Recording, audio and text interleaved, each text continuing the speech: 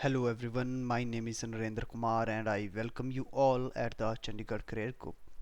So guys, what we are going to learn in this lecture, we will be covering the current affair of 13th of May.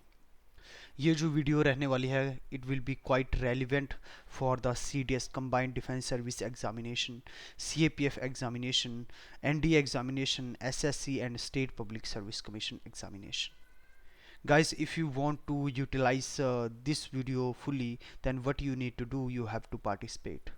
More you will participate, more you will learn. जितना आप participate करोगे कहीं ना कहीं उतना ही आपको सीखने को मिलेगा. तो मैं यही आशा करूंगा कि कहीं ना कहीं आप बहुत अच्छे से पार्टिसिपेट करोगे. जो भी मैं आपसे क्वेश्चंस को पूछूंगा आप उसका आंसर करोगे और कहीं ना कहीं क्या करोगे, यहाँ से चीज़ें याद करके जाओगे. The purpose of this video is to make you people remember the things, not to tell you the things, right? तो आपको चीज़ें, यदि आप यहाँ पे आए हो तो आपको ये जो आप 20 से 30 मिनट आपको देंगे अपनी ज़िंदगी के, इसके अंदर क्या करना है, इसके अंदर आपको चीज़ें याद करके जानी है. इसी पॉजिटिव नोट के साथ हम इस वीडियो को स्टार्ट करते हैं, जहाँ पे हमारे पास फर्स्ट कैटेगरी जो हमें देखने को मिलेगी, ये देखने को मिलेगी इंपॉर्टेंट डेज एंड इवेंट्स की. यदि मैं इंपॉर्टेंट डेज और इवेंट्स की यदि मैं बात करता हूँ तो आज हमारे पास कोई भी इंपॉर्टेंट डेज और इवेंट नहीं है, लेकिन हमारे पास एक अच्छी अपॉर्चुनिटी है. हम क्या कर सकते हैं कि चीज़ें याद कर सकते हैं, चीज़ें रिवाइज कर सकते हैं. तो सबसे पहले आपको ये बताना है कि यदि मैं बात करता हूँ नेशनल टेक्नोलॉजी डे की, राइट, यदि मैं बात करता हूँ गाइस नेशनल टेक्नोलॉजी डे की, तो ये डे को ऑब्जर्व कब किया जाता है, पहला पॉइंट आपको ये बताना है, राइट. दूसरा पॉइंट जो है आपको ये बताना है, यदि मैं बात करता हूँ इंटरनेशनल नर्स डे की, यदि मैं बात करता हूँ इंटरनेशनल नर्स डे की, तो गाइस यदि हम बात करते हैं किसके, नेशनल टेक्नोलॉजी डे के बारे में, तो इसको ऑब्जर्व किया जाता है कब, इसको ऑब्जर्व किया जाता है 11 मई को.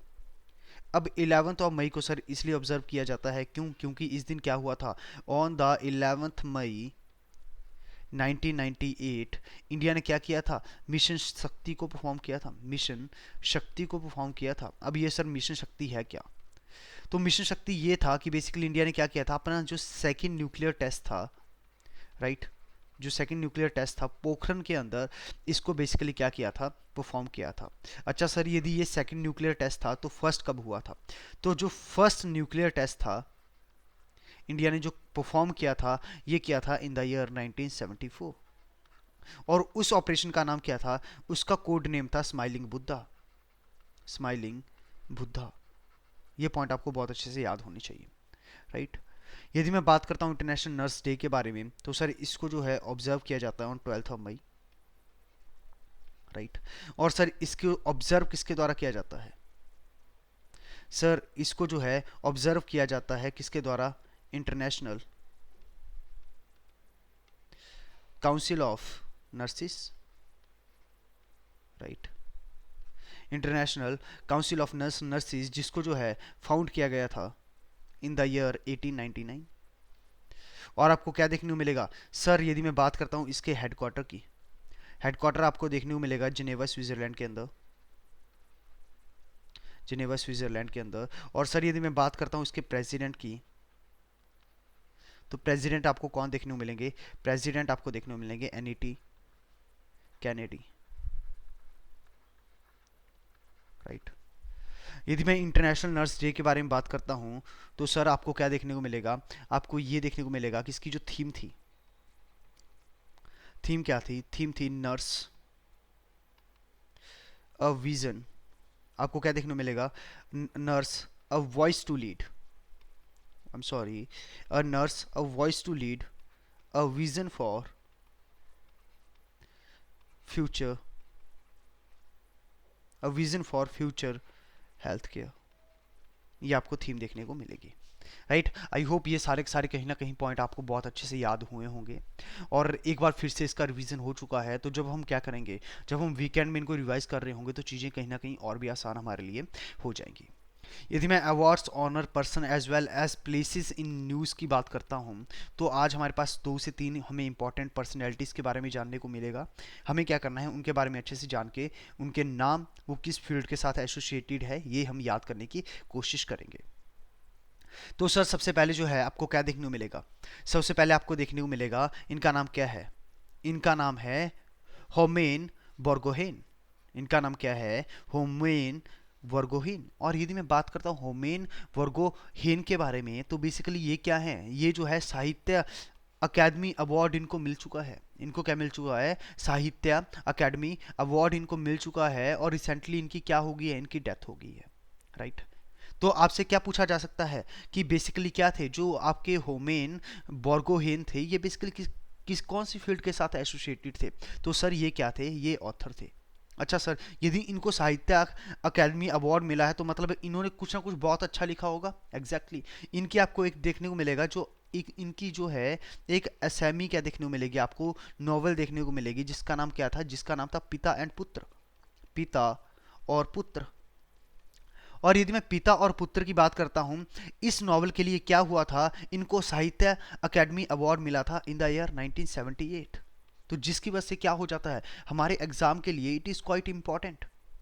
तो अब आपसे पूछा जाएगा कि सर होमेन बर्गोहीन बेसिकली कौन सी फील्ड के साथ एसोसिएटेड है, he is associated with the किसके साथ है, ये बेसिकली एक ऑथर थे, राइट। आपको पता होना चाहिए पॉइंट।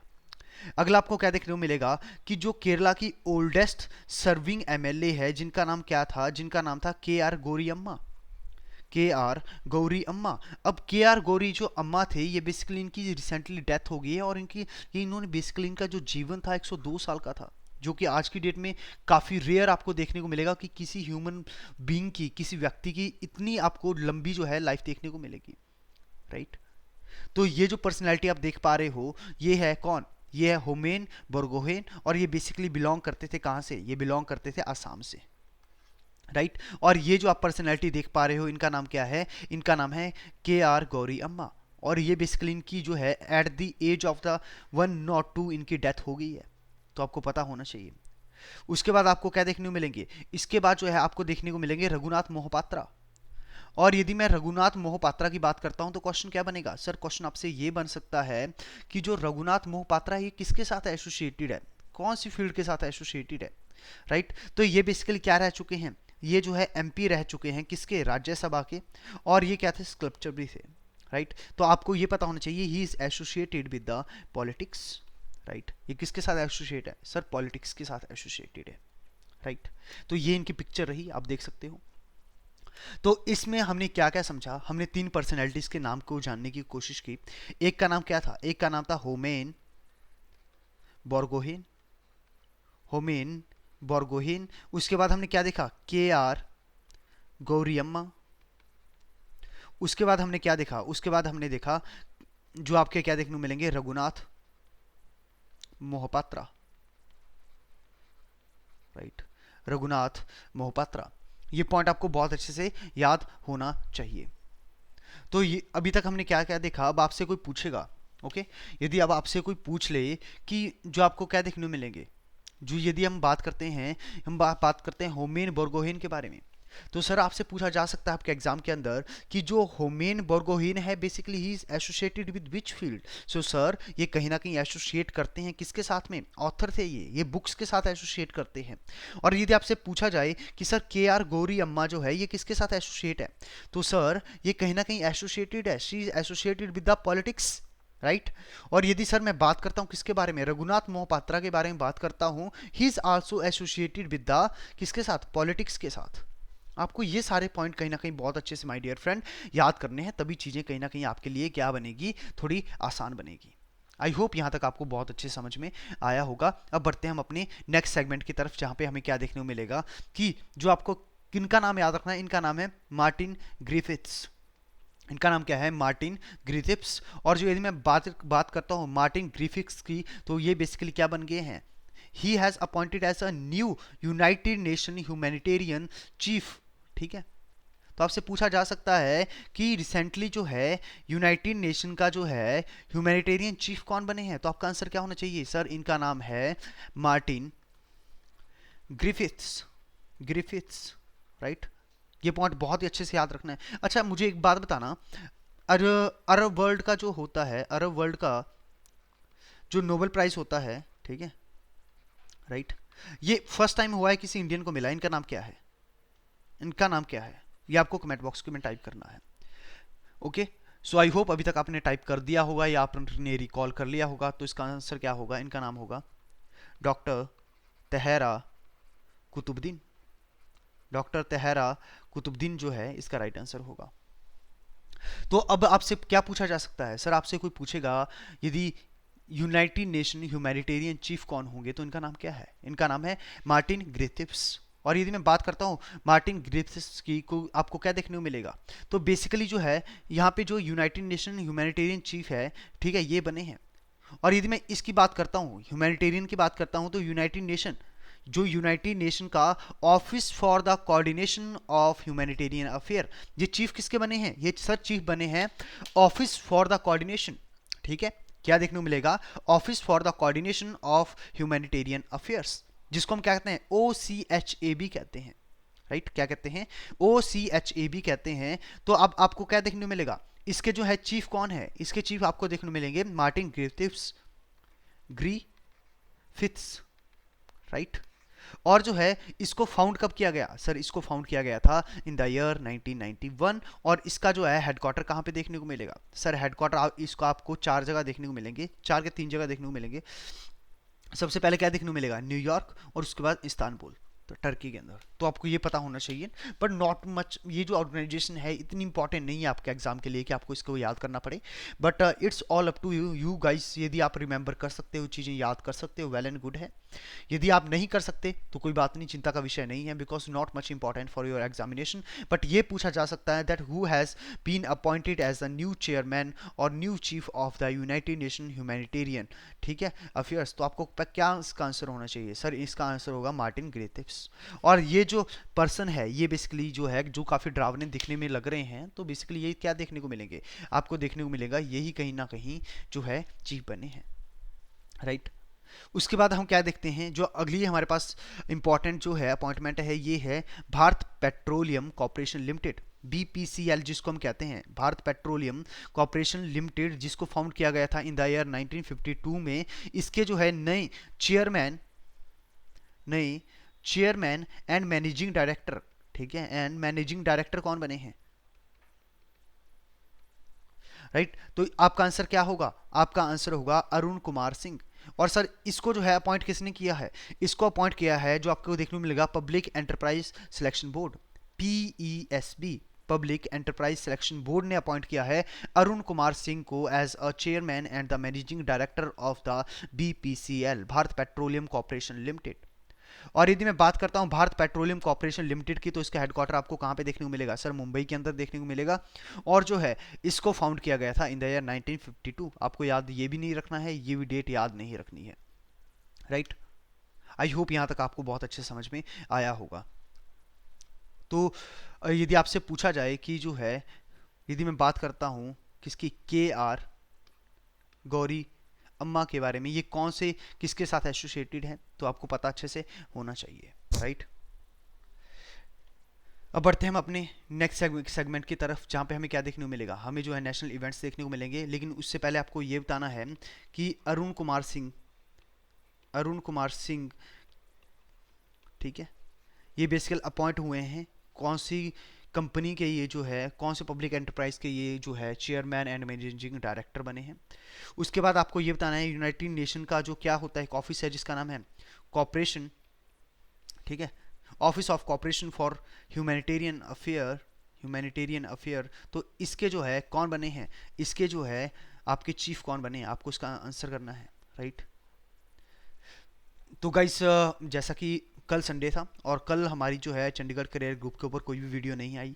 इसका मतलब ये नहीं था कि वीडियो नहीं आई है, वीडियो आई है गाइस। और जो है हमने क्या किया है, हमने जो फर्स्ट वीक है, जो कि कहाँ से स्टार्ट हुआ था, 1 मई से लेके हमने 8 मई के करंट अफेयर को कहीं ना कहीं सारे के सारे करंट अफेयर को याद करने की कोशिश की है। तो यदि आपने अभी तक ये वीडियो नहीं देखी है तो आपको जल्दी से जाके क्या कर लेना है, इस वीडियो को देख लेना है, बिकॉज ये वीडियो बहुत इंपॉर्टेंट है आपके एग्जाम के लिए। ये चीज़ें कहीं ना कहीं, जब आप बहुत सारी चीज़ें जो है याद करने की कोशिश करोगे तो कैसे कंफ्यूजन क्रिएट होती है, वो सारा का सारा यहीं पे टेस्ट हो जाएगा। राइट, तो आपको करना क्या है, जो है आपको जाना है डिस्क्रिप्शन में, ठीक है, डिस्क्रिप्शन के अंदर आपको क्या देखने को मिलेगा? आपको देखने को मिलेगा लिंक इस वीडियो का। आपको उस लिंक को क्या करना है, ओपन करना है। राइट। जब आप ये वीडियो कंप्लीट कर लोगे उसके बाद ये वीडियो को आपको क्या करना है, कंप्लीट देख लेना है।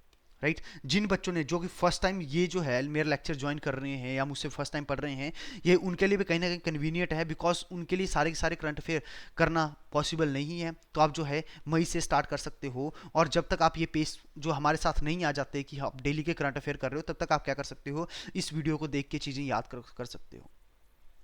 अब इस वीडियो में आपको एडवांटेज सबसे ज़्यादा ये मिलेगा गाइस कि जैसे मैं यहाँ पे चीज़ें याद करवाता हूँ, सेम चीज़ आपको वहाँ पे भी मैं याद करवा दूंगा, वहाँ पे मैं चीज़ें याद आपको करवा दूंगा। राइट। तो उसके लिए आपको करना क्या है, आपको यूट्यूब के ऊपर जाना है। यूट्यूब के ऊपर आप जब ये सर्च करोगे नरेंद्र जीएस क्लासेस, तो सेम आपको प्रोफाइल पिक्चर देखने को मिल जाएगी। उसके ऊपर जाओगे तो आपको क्या देखने को मिलेगा, वहाँ पे जो है ये वीडियो देखने को मिलेगी। इसको आपको क्या करना है, ध्यान से देख लेना है। राइट। और चीज़ें वहीं पे याद कर लेनी है। अब बढ़ते हैं हम अपने नेक्स्ट सेगमेंट की तरफ, जहाँ पे क्या देखने को मिलेगा, इंटरनेशनल इवेंट्स की यदि हम बात करते हैं। यदि हम बात करते हैं इंटरनेशनल इवेंट्स की, कोई भी हमारे पास नहीं है।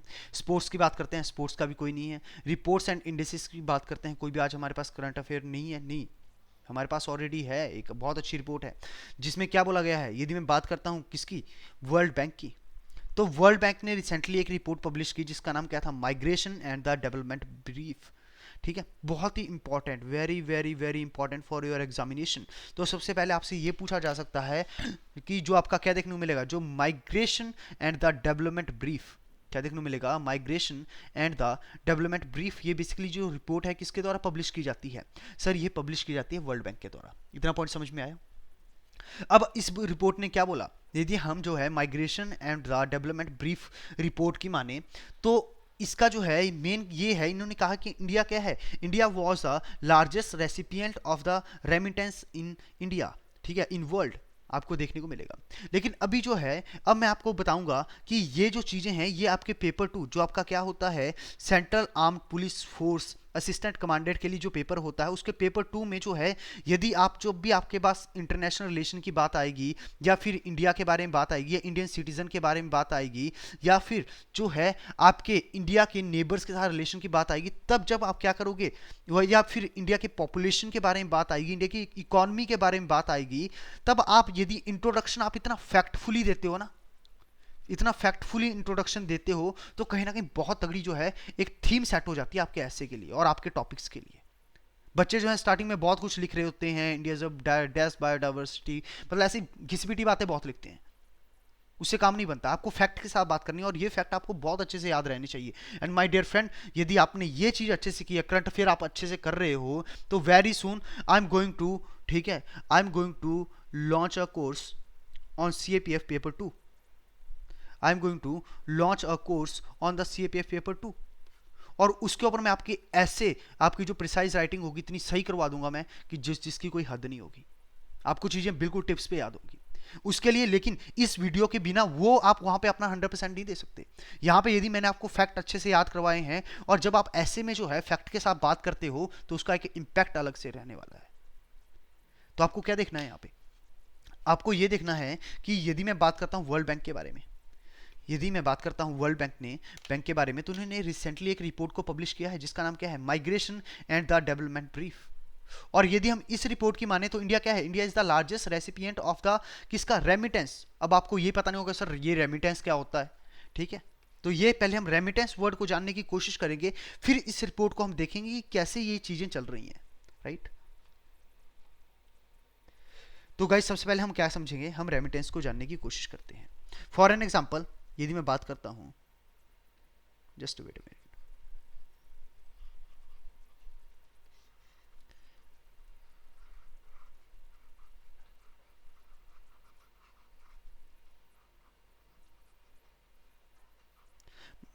ये क्या है, ये है इंडिया। राइट। ये है मान लो इंडिया, और यहां से ए पर्सन कहां चला जाता है, ए पर्सन जाता है कनाडा में। ठीक है, अब वो कनाडा में जाएगा तो क्या करेगा, कनाडा में पैसे कमाएगा, जाके जॉब करेगा। अब इसने क्या किया, मनी अर्न की। अब वहां पे जाके मनी अर्न की, तो क्या करते हैं, ये जो है जहां ए की इंडिया के अंदर फैमिली है, इसको पैसा वापिस भेजेंगे। और ये जो पैसा जो कि हमारे सिटीजन बाहर जाके कमाते हैं और वापिस इंडिया को भेजते हैं, इसी पैसे को हम क्या कहते हैं, इसी पैसे को हम कहते हैं रेमिटेंस। रेमिटेंस। तो अब इस लाइन का मतलब समझना सर कि India was the largest recipient of the remittance in 2020, कि 2020 में जो है बाहर की कंट्रीज से, बाहर की कंट्रीज में जाके जो है इंडियंस ने सबसे ज्यादा पैसा भेजा है। ठीक है, यदि हम एक कंट्री का एग्जांपल ले रहे हैं तो इंडिया में से क्या हुआ, मैक्सिमम जो पर्सन बाहर गए हैं और उन्होंने क्या किया, उन्होंने बहुत ज्यादा क्या किया, सबसे ज्यादा जो अमाउंट ऑफ मनी है ये सेंड किया है वापस कंट्री में, जिसको हम क्या कहते हैं, रेमिटेंस कहते हैं। तो मतलब कि क्या है, यदि हम वर्ल्ड बैंक की रिपोर्ट की माने, जो कि रिपोर्ट का नाम है migration and the development brief, इसके according India is the largest recipient, recipient होता है ग्रहण करने वाला, ग्रहण करने वाला जो है क्या बन गया है, इंडिया जो है लार्जेस्ट कंट्री बन गया है। तो यदि मैं बात मानूं कि वर्ल्ड की टॉप 5 ऐसी कौन सी कंट्री है जिनके जो सिटीजन्स बाहर जाते हैं और वापस जो है कंट्री में पैसा भेजते हैं, तो आपको क्या देखने को मिलेगा, आपको देखने को मिलेगा इंडिया पहले नंबर पे देखने को मिलेगा, दूसरे पे आपको देखने को मिलेगा चाइना, और थर्ड आपको देखने को मिलेगा मैक्सिको, फोर्थ देखने को मिलेगा फिलीपींस, और फिफ्थ आपको देखने को मिलेगा इजिप्ट। लेकिन आपको पहले 3 याद रखने हैं। सबसे पहले कौन है, सबसे पहले आपको देखने को मिलेगा इंडिया, इंडिया के बाद दूसरे नंबर पे आपको कौन सा देखने को मिलेगा, चाइना, थर्ड नंबर पे कौन सा देखने को मिलेगा, थर्ड नंबर पे देखने को मिलेगा मैक्सिको, थर्ड नंबर पे क्या देखने को मिलेगा, आपको मैक्सिको देखने को मिलेगा। यहां तक आपको कोई दिक्कत नहीं होनी चाहिए। और यदि मैं बात करता हूं किसके बारे में, टॉप सोर्स कंट्रीज, ऐसी कंट्रीज जहां पे लोग बाहर से आ रहे हैं और यहां पैसा कमा के वापस अपनी कंट्री को भेज रहे हैं, उसको हम क्या कहेंगे, उसको हम कहेंगे सोर्स कंट्री, राइट। तो top source country for the remittance कौन है, सबसे पहले आपको देखने को मिलेगा यूनाइटेड स्टेट, यूएसए के अंदर जो है दुनिया भर से जो लोग आते हैं और जो है यहां के पैसा कमाते हैं और वापस अपनी कंट्री में भेजते हैं। तो पहले पे क्या देखने को मिलेगा, टॉप सोर्स कंट्री में कौन देखने को मिलेगा, टॉप सोर्स कंट्री में सबसे पहले आएगा यूएसए, यूएसए के बाद क्या आएगा, यूएई, यूएई, यूएई आपको कहां पे देखने को मिलेगा, सर यहां कहीं आपको यूएई देखने को मिलेगा, राइट। दूसरा थर्ड आपका क्या आएगा, सऊदी अरबिया, सऊदी अरबिया आपको देखने को मिलेगा। सो आई होप ये आपको बहुत अच्छे समझ में आया होगा, रेमिटेंस का मतलब आपको बहुत अच्छे से समझ में आ गया होगा माय डियर फ्रेंड। तो रिसेंटली हुआ क्या है, जो आपकी वर्ल्ड बैंक है, इन्होंने एक रिपोर्ट भेजी है जिसका नाम क्या है, इन्होंने एक रिपोर्ट पब्लिश किया है जिसका नाम है migration and the development brief. और यदि मैं migration and the development brief के रिपोर्ट के अनुसार मानूं तो क्या हुआ है कि India was the largest recipient of the remittance in the year 2020। और यदि मैं टॉप 5 कंट्री की बात करता हूं जो रिसीव करती है रेमिटेंस को, तो सबसे पहले कौन देखने को मिलेगा, सर सबसे पहले आपको देखने को मिलेगा इंडिया, इंडिया के बाद देखने को मिलेगा सर आपको कौन सा, चाइना, चाइना के बाद देखने को मिलेगा सर मैक्सिको। और टॉप सोर्स कंट्रीज की यदि मैं सर बात करता हूं तो सबसे पहले आपको क्या देखने को मिलेगा, सबसे ऊपर है सर आपको देखने को मिलेगा यूएसए, यूएसए के बाद देखने को मिलेगा यूएई, और उसके बाद देखने को मिलेगा सऊदी अरबिया, राइट। यदि मैं बात करता हूं किसके बारे में, यदि मैं बात करता हूं वर्ल्ड बैंक के बारे में, तो जो है world bank is quite important for your examination, कि इसको जो है फाउंड किया गया था इन द ईयर 1944। पहले गाइस आपको यह पता होना चाहिए कि वर्ल्ड बैंक को फाउंड कब किया गया, तो सर वर्ल्ड बैंक को फाउंड किया गया in the year 1944, right, 1944, right. और जो है यदि मैं इसके बारे में बात करता हूं, इसके जो है प्रेसिडेंट कौन देखने को मिलेंगे, इसके प्रेसिडेंट देखने को मिलेंगे डेविड मेलपास। और ये कहां से हैं, डेविड मेलपास जो है ये यूएसए से हैं, ये यूएसए से बिलोंग करते हैं। और इसका हेडक्वार्टर कहां पे देखने को मिलेगा, वॉशिंगटन डीसी में देखने को मिलेगा, जो कि कहां पे है, यूनाइटेड स्टेट, यूएसए के अंदर है। आई होप ये पॉइंट जो है बहुत अच्छे से आपको याद हुए होंगे। तो गाइस यदि आपसे पूछा जाए कभी वर्ल्ड बैंक के बारे में, तो वर्ल्ड बैंक को फाउंड किया गया था इन द ईयर 1944। हेडक्वार्टर आपको कहां पे देखने को मिलेगा, हेडक्वार्टर आपको जो है वॉशिंगटन डीसी में देखने को मिलेगा। और यदि मैं बात करता हूं प्रेसिडेंट की, तो प्रेसिडेंट कौन है, प्रेसिडेंट है डेविड मेलपास। और डेविड मेलपास जो है बिलोंग करते हैं कहां से, ये करते हैं यूएसए से। आई होप यहां तक आपको बहुत अच्छे समझ में आया होगा।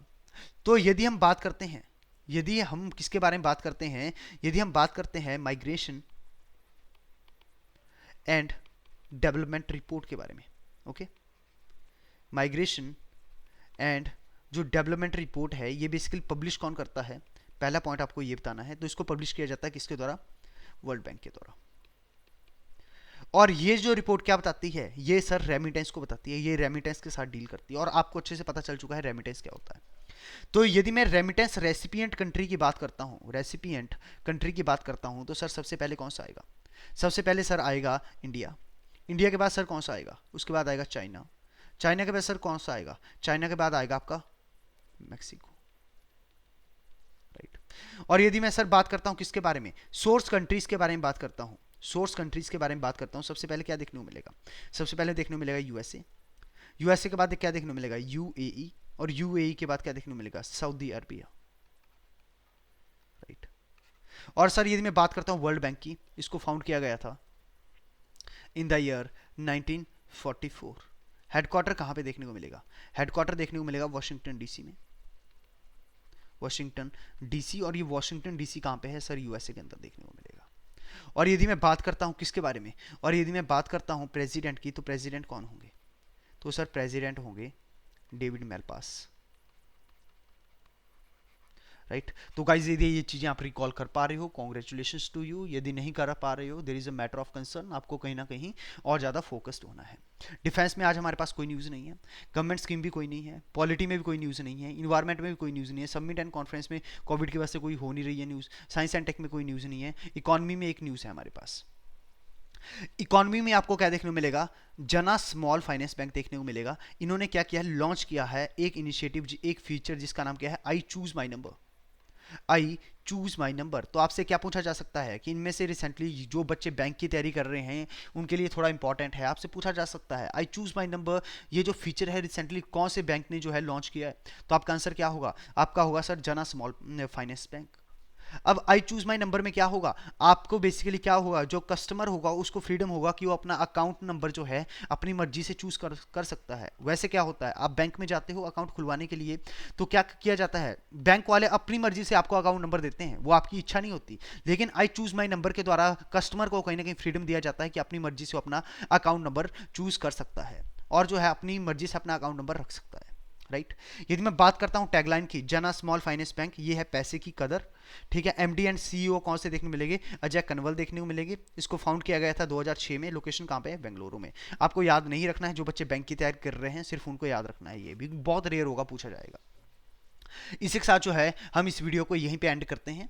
और यदि आपको गाइस पीडीएफ चाहिए होगी तो पीडीएफ के लिए आपको कहां पे जाना है? आपको जाना है चंडीगढ़ करियर ग्रुप का जो टेलीग्राम आपको चैनल देखने को मिलेगा। ये टेलीग्राम का लिंक जो है मैं डिस्क्रिप्शन बॉक्स में दे दूंगा, आपको उसके ऊपर क्लिक करना है और पहुंच सकते हो आप कहां पे? जो चंडीगढ़ करियर ग्रुप का टेलीग्राम ग्रुप है। और उसके बाद जो है आपको क्या करना है, यहाँ पे जो है पीडीएफ मिल जाएगी कुछ ऐसे फॉर्मेट में जो कि काफ़ी आपको कन्वीनियंट रहता है बाद में चीज़ें रिवाइज करने के लिए, right. I hope guys you enjoyed the session. और यदि आपने इसको एंजॉय किया है तो कहीं ना कहीं क्या करना पड़ेगा? आपको अप्रिशिएट करना पड़ेगा।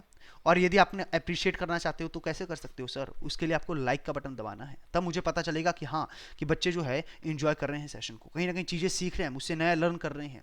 जो भी आपको लगता है कि हमें स्कोप ऑफ इंप्रूवमेंट लगता है कि सर यदि आप में ये कमी चल रही है, यदि आप इस कमी के ऊपर सुधार करोगे तो आप बहुत अच्छा लेक्चर डिलीवर कर सकते हो, तो आपको ये चीज़ें बेझिझक विदाउट एनी हेजिटेशन कहाँ पे बतानी है? कमेंट बॉक्स के अंदर बतानी है। और मैं खुद आज जो मेरे स्टूडेंट्स हैं उन्हीं का थैंकफुल हूं कि आज मैं जैसा भी लेक्चर डिलीवर कर पाता हूं, all credit goes to them. यदि वो मुझे नहीं बताते कि सर आप में ये कमियां हैं, तो शायद मैं कहीं इंप्रूव ही नहीं कर पाता।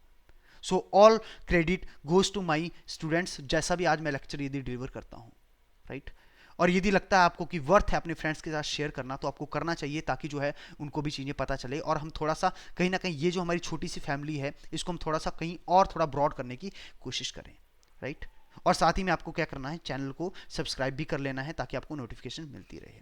इसी के साथ मैं इस वीडियो को यहीं पे एंड करता हूं। Thank you so much.